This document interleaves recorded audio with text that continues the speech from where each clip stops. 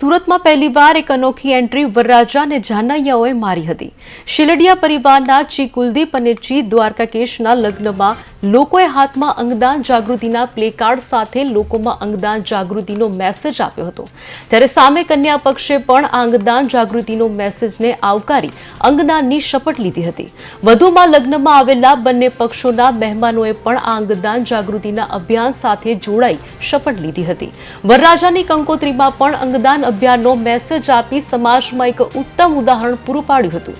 આ શેલડિયા પરિવારના પહેલા લગ્ન હશે, જેમાં લગ્નની શરૂઆતથી અંત સુધી અંગદાન જાગૃતિ અભિયાન માટેના તમામ પ્રયાસોની પહેલ કરી હતી।